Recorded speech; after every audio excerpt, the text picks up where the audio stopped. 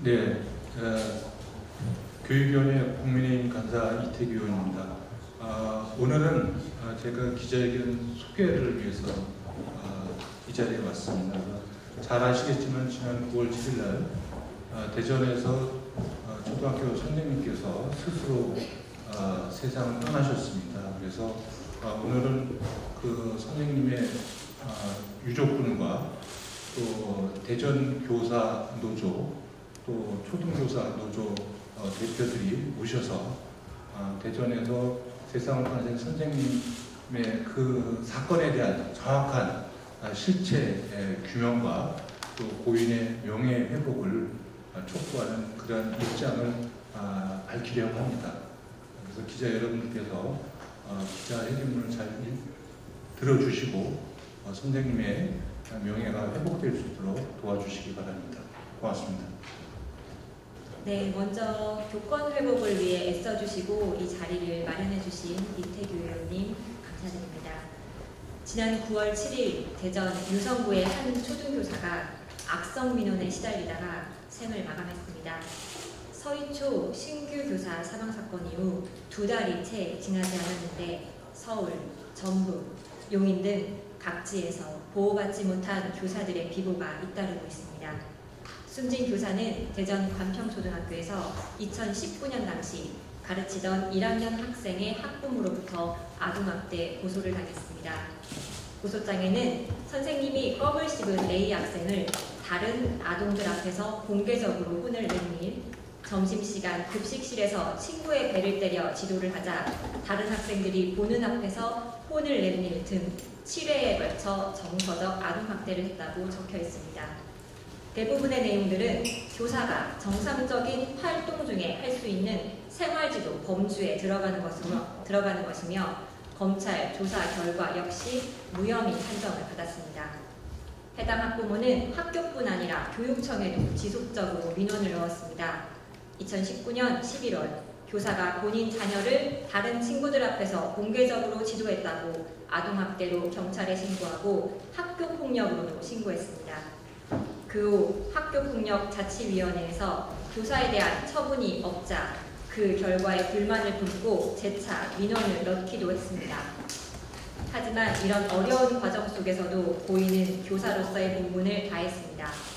학생의 잘못된 행동을 바로잡아주고자 했던 노력들이 번번이 악성 민원으로 돌아왔지만 포기하지 않았습니다. 교직 환경을 개선하고자 지속적으로 목소리를 냈습니다. 고인은 마지막 가시는 길에도 본인의 신체 조직을 기증하고 떠나셨습니다.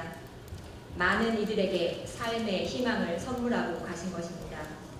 이제 고인이 원하던 희망적인 교단을 우리가 만들어야 합니다. 지금의 학교는 학교 친구를 괴롭히는 학생을 제지할 방법이 전혀 없습니다. 지속적으로 제기되는 근거 없는 악성 민원을 막을 시스템이 없는 것입니다. 교권보호위원회를 요청해도 거절당하기 일쑤입니다. 벼랑 끝에 선 교사를 붙잡아줄 도움의 손길이 그 어디에도 없습니다. 고인의 죽음은 이러한 모순된 교직사회가 만들어낸 사회적 죽음입니다. 이에 유족을 대신해서 우리 교사노조는 고인의 순직 인정을 촉구합니다. 악성 민원을 넣고 고인을 모욕하는 언사를 지속하는 행위를 두고 보지 말아주십시오. 교사로서 최선을 다했던 고인의 명예를 돌려주십시오. 이 모든 일이 선생님을 우리 곁에 돌아오게 할 수는 없다는 것에 참담함을 느낍니다. 너무 늦어서 지켜드리지 못해서 정말 죄송합니다. 교육당국과 경찰은 이번 사건을 제대로 조사하고 수사하여 고인의 억울함을 풀어주길 간곡히 당부드립니다. 더 이상 이 같은 피해자가 나오지 않도록 학교 현장에서 교사를 보호할 수 있는 실효성 있는 방안을 마련해 주십시오. 삼가 고인의 명복을 빕니다. 네, 안녕하십니까. 초등교사노조 법률자문을 맡고 있는 박상수 변호사입니다. 지난 8월 선생님께서 보내주신 사건 자료들로 선생님을 처음 만났습니다. 당시 저는 초등교사노조와 함께 선생님을 죽음으로 몰아넣고 있는 아동복지법 제17조 5호의 헌법소원을 준비하고 있었습니다. 정당한 학생 지도행위를 하시다 아동복지법 정서적 학대 조항으로 억울하게 수사를 받은 선생님들의 사건 기록이 수십여 건 제 책상 위에 하나둘 쌓였습니다. 저는 그 사건 기록들을 샅샅이 읽고 8건의 사건을 추려 내용을 요약한 뒤 헌법재판소에 제출하였습니다. 선생님의 사건은 8개의 사건 중 5번째 사건이었습니다. 검찰에서 불기소로 사건이 종결되어도 선생님에게 자신의 자녀가 아동학대를 주장하는 학부모들은 선생님에 대한 민원을 4년 동안이나 지속했습니다. 선생님은 이러한 모든 일들이 반복되지 않기를 원하셨습니다. 아동복지법이 개정되고 학교의 정당한 교육활동이 회복되며 평범한 아이들의 삶이 지켜질 수 있기를 원하셨습니다. 현재 학교는 전쟁터이고 복마전입니다. 학부모들은 온갖 전문 변호사들의 힘을 빌려 선생님들을 아동학대로 고소하고 교육행정당국은 이를 방관하거나 부추기며 교사의 생활 지도와 훈육 업무를 마비시켜 왔습니다. 그 결과 학교는 금쪽이와 일진들의 천국으로 변하여 선량하고 평범한 선생님과 또 학생들을 지옥으로 몰아넣고 있습니다. 선생님은 지난 여름 뜨거운 아스팔트에 앉아 아동복지법 개정을 목 놓아 외치고 가족에겐 그 손피켓 사진을 찍어서 보냈습니다. 너무도 간절하셨을 겁니다. 헌법재판소는 아동학대로 수사만 당해도 억울한 일을 겪고 있음을 알리는 선생님들의 이 피맺힌 목소리를 외면했습니다. 동물병원에 대한 후기를 쓰는데 주저하게 만드는 사실적시 명예훼손에 대해선 기본권 침해의 직접성을 인정했음에도 선생님들이 아동복지법 제17조 5호로 수사를 받고 기소 의견으로 송치가 돼도 기본권 침해의 직접성이 없다고 각하했습니다. 교권을 보호하는 입법을 하겠다는 국회는 오늘 본회의에 겨우 입법이 올라갔긴 했지만 아직까지 응답이 없습니다.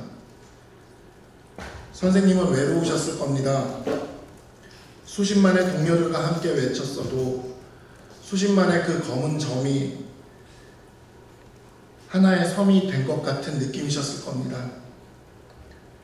우리 모두는 이 죽음에 대한 책임을 가지고 있습니다. 저 또한 선생님의 사건을 정리하여 헌법재판소에 제출했던 변호사로서 처음 선생님의 소식을 들은 아침을 아직도 잊지 못합니다. 내 아들의 손이 친구의 뺨에 맞았다. 저는 오늘 이 기자회견장에 오는 길에 무수히 제 발이 땅에 맞았습니다. 땅이 잘못한 것일까요? 그러나 학교는 기어코 선생님을 학폭위에 세웠습니다. 그것도 가해 학생의 위치에서 세웠습니다. 친구의 뺨을 때린 선생님의 지도 행위를 아동학대라고 하며 학폭위에 세웠고 친구의 뺨을 때린 학생은 학폭위의 피해 학생이 되었습니다. 학폭위가 왜 존재하는 것인지 이번 사건은 자신의 존재 이유를 부정했습니다. 선생님은 우리 곁을 떠났지만 돌아가신 선생님마저 편히 쉬지 못하는 날성 말들은 여전히 우리의 귓가를 맴돌고 있습니다. 선생님을 극단까지 몰아붙인 절차의 진행자들은 여전히 침묵 중입니다. 선생님이 인민재판을 했다는 글은 여전히 인터넷상을 떠돌고 있습니다. 저는 돌아가신 선생님에 대한 정당한 예우와 명예회복을 바라는 유가족들과 동료 선생님들의 노력에 힘을 보탤 것입니다. 평범하고 선량한 다수의 아이들이 지켜질 수 있도록 학교가 진정한 배움터로 자리매김할 수 있도록 끝까지 선생님과 함께 하겠습니다. 이렇게 무너져가는 학교를 다시 세우기 위한 노력들에 힘을 모아주십시오. 모두 함께 해주십시오. 수십만의 검은 점이 섬이 돼서 사라지지 않도록 도와주십시오. 다시는 이러한 비극은 발생해서는 안 됩니다. 이대로 선생님을 홀로 떠나보낼 수는 없습니다. 감사합니다. 안녕하세요. 이번 대전 초등교사 사건의 유족 남편입니다. 제 아내는 해맑고 명랑했던 선생님이셨습니다. 제 아내는 바른 것은 칭찬하고 그릇된 것은 꾸짖을 줄 아는 선생님이셨습니다. 그런데 제 아내는 어느 순간 웃음을 잃었고 바른 것과 그릇된 것을 말하지 못하도록 봉인된 채 교육의 동반자라고 여긴 학부모의 민원 속에서 그리고 교육당국과 관리자들의 방관 속에서 서서히 시들어갔습니다. 혹자는 이번 사건을 한 사람의 나약함으로 단순 개인사로 돕고자 할 수 있습니다. 그러나 저는 묻고 싶습니다. 가르치고자 하는 선생님을 학부모님들은 왜 그러셨을까요? 고통받는 선생님을 관리자들은 왜 방관만 하셨나요? 교권에 손과 발이 잘린 선생님을 교육당국은 왜 보호하지 않으셨나요? 그리고 이 물음에 답을 듣고 싶습니다. 각자의 변명이 아닌 아내가 꿈꾸었던 희망의 교단이 다시 돌아올 수 있는 해법을 말입니다. 이러한 답이 없이 아내의 죽음을 나약함이나 개인사로 치부하지 말아주시기 바랍니다. 그리고 운이 좋아 아직 살아 계시다는 선생님들에게 더 이상 운이 아닌 희망을 주십시오. 감사합니다.